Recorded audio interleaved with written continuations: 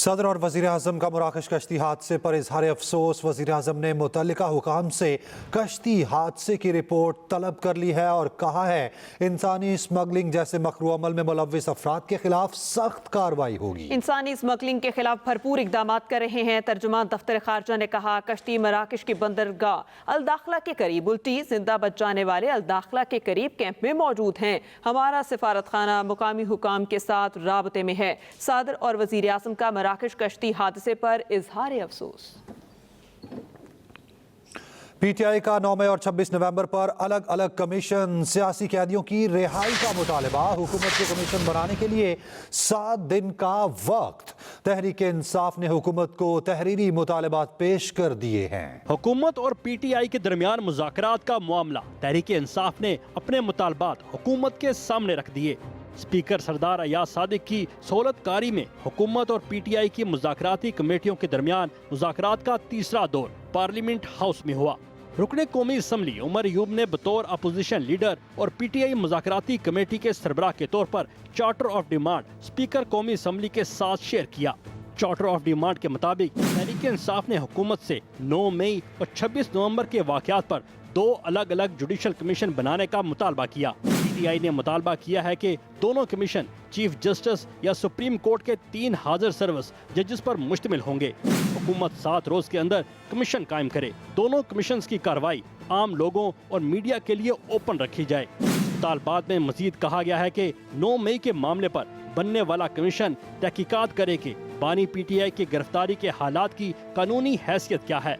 Commission गिरफ्तारी के तरीकाकार की कानूनी हैसियत और इस्लामाबाद हाई कोर्ट के अहाते में रेंजर्स और पुलिस के दाखिले के जिम्मेदार अफराद का तयन करे।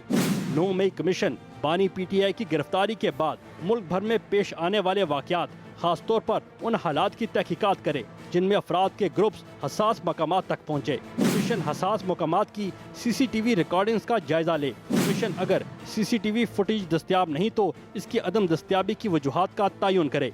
मुज़ाकराती कमेटी के इजलास के बाद स्पीकर कौमी असम्बली ने मीडिया से गुफ्तगू करते हुए बताया कि अपोजिशन लीडर ने बानी चेयरमैन से एक और मुलाकात के लिए कहा है। गवर्नमेंट की साइड ने जिसको सराहा और उन्होंने कहा कि हम रास्ता बनाने की कोशिश करते हैं। मुज़ाकरात ठीक सिमत में जा रहे हैं, इसमें कोई तशवीश किसी को नहीं होनी चाहिए। अगर मुलाकातें हो रही हैं और पॉजिटिव वाइब्स आ रही हैं तो एतमाद बिल्डअप हुआ है, तो इसीलिए हो रही है ना। अली अमीन गंडापुर का मजीद कहना था कि मौलाना फजल रहमान के साथ धोखा हुआ है और उनसे किए गए वादे पूरे नहीं हुए।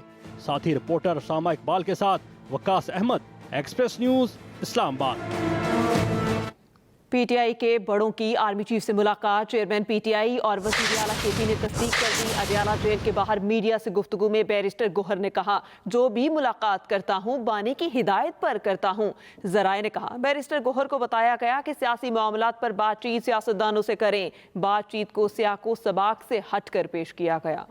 पीटीआई और हुकूमत के दरमियान बैकडोर राब्ते का इंकशाफ। चेयरमैन पीटीआई और वजीर आला अली अमीन गंडापुर की राब्तों की तस्दीक। राब्ते ज़ाहिर बातें हैं, मेरे तो ऑफिशियल भी होते हैं और ऑफिशियल में भी मैं सारी पार्टी का मौक़िफ़, अपने जो पार्टी के लीडर इमरान खान साहब का मौक़िफ़, जो हालात चल रहे हैं उनका जिक्र करता रहता हूँ। बैरिस्टर गोहर ने तस्दीक की कि इनकी और वजीर आला खैबर पख्तूनख्वा अली अमीन गंडापुर की आर्मी चीफ से पेशावर में मुलाकात हुई है। यस मुलाकात हुई है। खान साहब ने कहा कि ये बहुत खुशाइंद है, बातचीत मुल्क के इस्तेहकाम के लिए ज़रूरी है।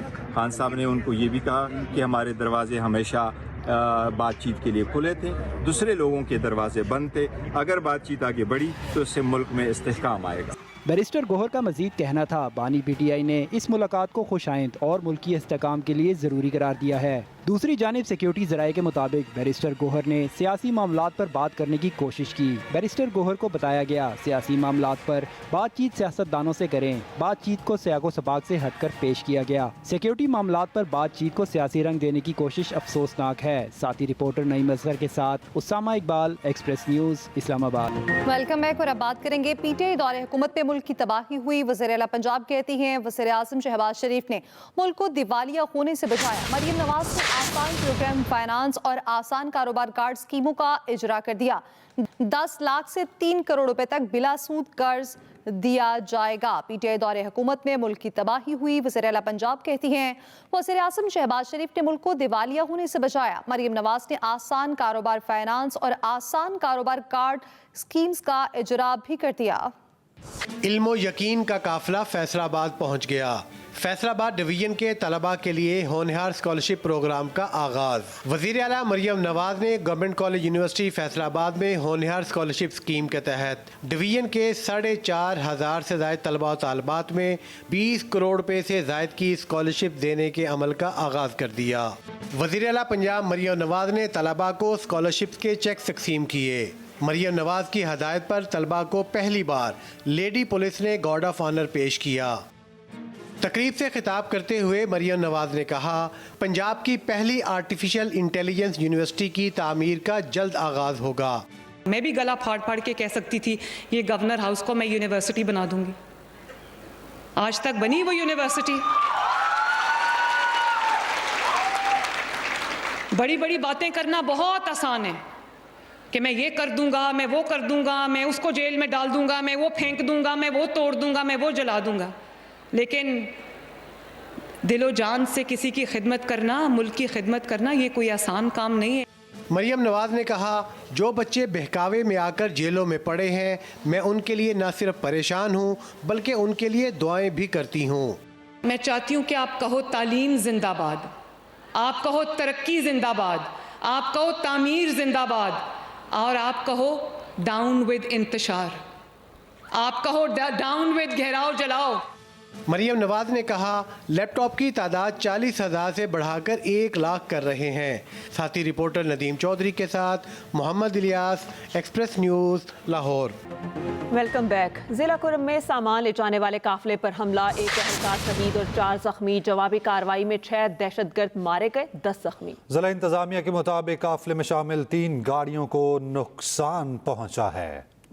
خبر کھیل کے میدان سے، پاکستان نے ویسٹ انڈیز کے خلاف ملتان ٹیسٹ کے لیے پلینگ 11 کا اعلان کر دیا ہے۔ شان مسعود قیادت اور محمد ہریرہ ٹیسٹ ڈیبیو کریں گے۔ پاکستانی ٹیم 3 اسپنرز نعمان علی، ساجد خان اور ابرار احمد کے ساتھ میدان میں اترے گی۔ واحد فاسٹ بالر خرم شہزاد بھی پلینگ 11 کا حصہ۔ بابر اعظم، کامران غلام اور سلمان علی آغا بھی ٹیم میں شامل ہیں۔ مری میں ہلکی برفباری کے بعد موسم مزید سرد ہو گیا۔ مری اور گلیات کے سیاحتی مقامات پر دن میں ہلکی برفباری ہوئی۔ برفباری سے لطف اندوز ہونے کے لیے ہوٹلوں میں ٹھہرے سیاحوں نے سڑکوں کا رخ کیا اور کیمروں میں حسین مناظر کو قید کرتے رہے۔ مال روڈ پر خاصا ہلا گلا رہا، تاہم کچھ دیر کے بعد برفباری رک گئی۔